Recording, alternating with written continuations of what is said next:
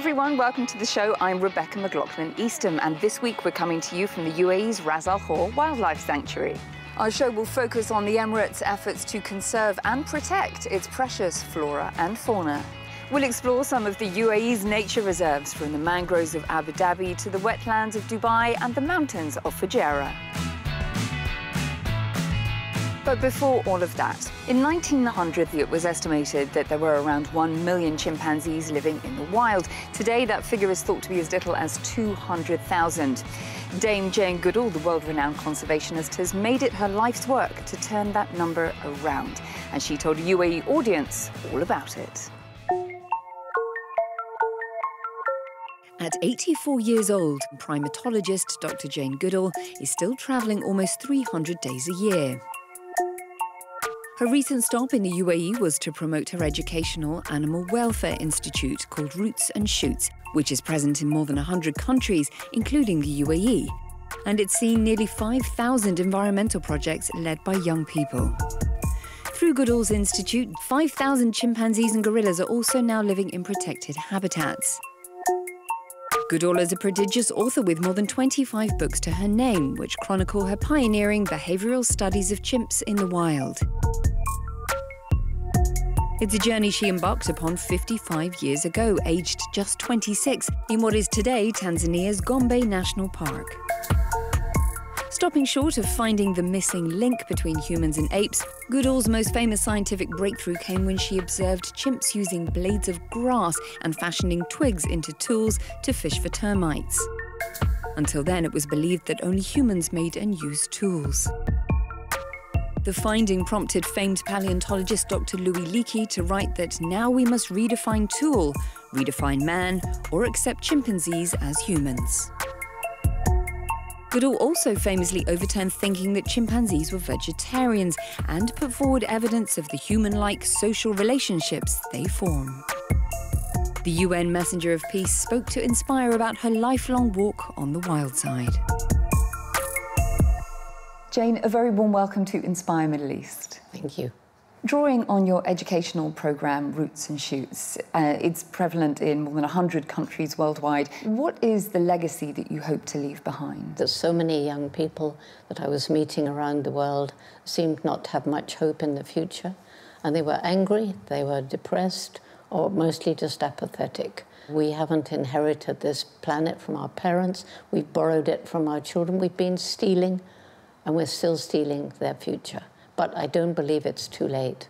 And so Roots and Shoots is about young people choosing projects to make the world a better place. And because everything is interconnected, choosing projects to help people, to help animals, and to help the environment. Well, to make a positive impact, an ecological, environmental difference, what can we do today? If I make ethical choices in what I buy, if I ask questions, where did it come from? Did it harm the environment? Did it result in cruelty to animals? But when there's several million and hopefully billion people making ethical choices in the impact they make every day, then we start moving towards a world that we can feel a little bit happier to leave to our children. You're famous for questioning the distinction, the line between chimps and humans. How blurred is that classification, in your opinion, today? Well, it's very blurred. I mean, we differ genetically in the composition of our DNA by only just over 1%. Hugging, kissing, patting on the back, swaggering, shaking the fist. You know, a lot of similarity between male chimpanzees facing up to each other for dominance and some of our male politicians today. Your research has shown that cultures and the environment of some animals has been lost and corrupted, as you put it. Talk to me about what you witnessed happening in the Congo Basin. What's happening there, as right around the world, is the destruction of the rainforest, which means if there's indigenous people living there, they're losing their way of life. Very often they're herded into villages where, you know, like the pygmies, they don't know how to live outside the forest. Animal species are vanishing at unprecedented rates. And, you know, the cutting down of old-growth forests to produce palm oil.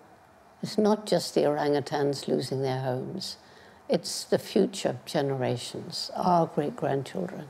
The elimination of the illegal trade in ivory and rhino horn is something you're very passionate about. What is slowing the progress of that? Money, corruption. That's simple as that. The environment always comes second, so we mustn't allow anything to stand in the way of economic development. If that means fracking and damaging the environment, so what? One of your best-selling books is Reasons for Hope. In light of our conversation, what reasons do I have to be optimistic about the future of our planet? The first reason for hope is the youth, because they really are passionate. They really are making change. Second reason for hope, nature is so resilient. Animals on the brink of extinction can be given another chance. And finally, what I call the indomitable human spirit, the people who tackle what seems to be impossible and won't give up. And that spirit is all around us. You're passionate about giving a voice to animals, those that can't speak. Could you teach me how to give a chimpanzee greeting? The close-up greeting, that's what the female does to a dominant or a low-ranking male. But if you're a high-ranking one, you don't make that sound. So it's submissive. And then in response, you would reach out, come on, reach out and touch my head. Jane, it's been a pleasure. Thank you so much for speaking to me today. Thank you. Thank you. The UAE is looking to increase the number of its indigenous animals by improving their natural habitats. Salim Saeed hit the open road to take a closer look at these environmental projects.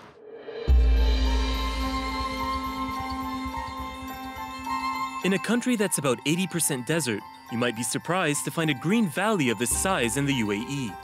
This is the country's first national park. Residing in the Emirate of Fujairah, it's home to the first protected mountain range. It covers 129 square kilometers and is called Wadi Wari'a, after the tall marsh plant known as wara', which flourishes in its wetlands. The sound of splashing water behind me comes from the UAE's only natural waterfall. Located within the Hijar mountain range, although small, it nourishes the area's wetlands, streams, and also unique wildlife. The valley has 208 plant varieties, birds like the green bee-eater, plus 24 kinds of dragonflies. Yet some wildlife has become extinct. Animals such as the native Arabian leopard and gazelle have been wiped out due to hunting and habitat degradation, with their last recorded sighting in the wild more than a decade ago. To help regenerate the valley and its animal population, areas of the natural reserve have been closed to the public since 2006, with no official date yet announced for the reopening. Leading the conservation effort is Ali Al-Hammoudi. He took me to the pinnacle of the wadi where rubbish and graffiti used to cover the rocky enclosures. To overcome the situation, we used hidden cameras to watch the reserve and activity of people entering the reserve.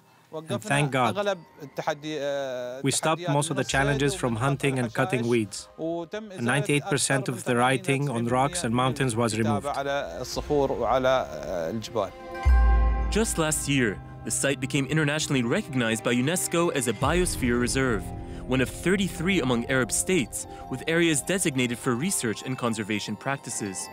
It is also now home to this breeding center for the endangered indigenous Arabian tahr, a stocky brown relative of the goat. French researcher Jacques Juda has been working at Wadi Wari'a since 2013. He says it's a place which has plentiful natural resources that protect local animals, and large ones in particular, in every season, even the hottest. This wadi is one of the only place in the whole UAE where you still have water all year long. According to Dr. Juda, the valley's natural water supply is under threat from humans, who are constantly reshaping the landscape with buildings and dams. This construction threatens to affect the wildlife. The effect of the lowering of the water table might have some effect on the overall food chain in the wadis, which might be translated by a decrease of breeding success and even on survival of many species living in these wadis. The 19-square-kilometer Abu Dhabi Mangrove National Park is home to species including the mottled crab and western reef heron. And to the southwest of the capital is Surbani Yas, an 87-square-kilometer island and wildlife park. with thousands of free-roaming creatures, from the UAE's national animal, the Arabian oryx, to giraffes, cheetahs, and gazelles. In Abu Dhabi's neighboring emirate, and surrounded by the urban jungle of Dubai City, is the Ras Al Khor Wildlife Sanctuary. Established in 1985, it's an open-air home for up to 25,000 migratory birds, including grey herons and cormorants in the winter. It became a UNESCO Ramsar site in 2007, designating it a wetland of international importance. Flamingos are fond of these waters, and tourists can look on from bird hides at the graceful interactions of the long-legged creatures, as they are fed twice daily. The sanctuary is a pocket of biological diversity for 180 types of birds and 47 kinds of plants. The hope is that in the coming years, projects of this kind will attract more visitors and help the UAE move up from its position of 77th on the global 2018 Environmental Performance Index.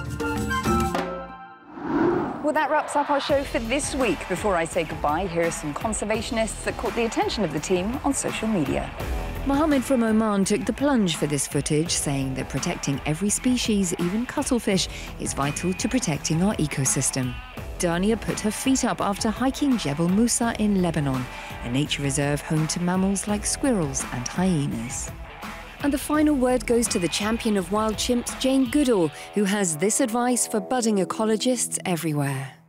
If there's something you really want to do, then you're going to have to work very hard. You're going to have to take advantage of all opportunities. And don't give up if it doesn't work right away.